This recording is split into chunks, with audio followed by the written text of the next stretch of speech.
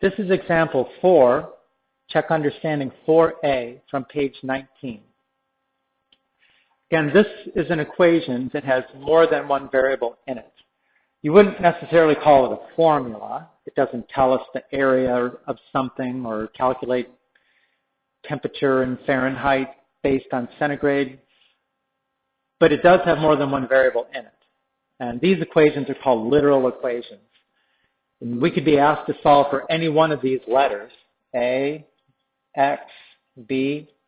In this case, it's saying solve for X. We know that means isolate X on one side of the equal sign.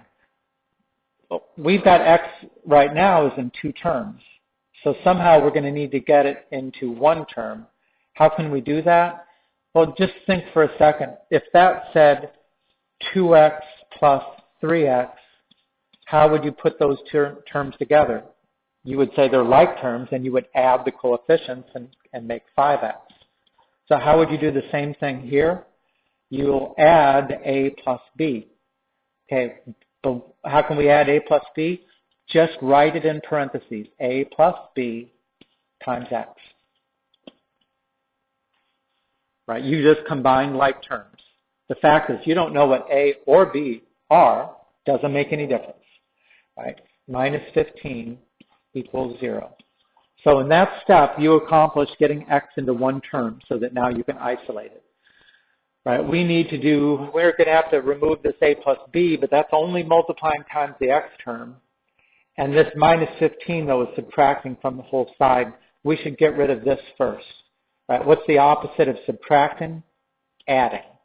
So add 15 to both sides. Now we have A plus B, X equals 15. All right, now we need to get rid of this quantity of A plus B in parentheses. How is it operating on X? It's multiplying. What's the opposite of multiplying? Divide.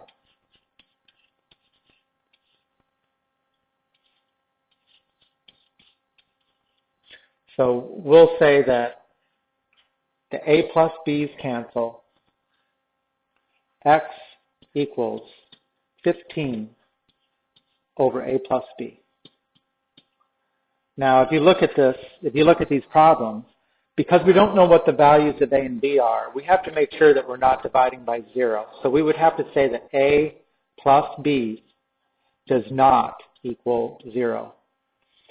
And another way to say that is A does not equal negative B, if I would have subtracted the B to this side. A cannot equal the opposite of B, because if it does, when I add them together, I get 0. Okay, you should make sure you can follow the example above that, and then try to check understanding 4B. The answer you should get for 4B is X equals A times D minus B divided by 2. And we have to say that A does not equal 0. And you don't, if you're just looking at this answer here, you're going to say, well, I'm not dividing by A. Why should I say A does not equal 0? Look at the original problem and notice that you were dividing by A then. So because of that, we have to make this statement. A does not equal 0.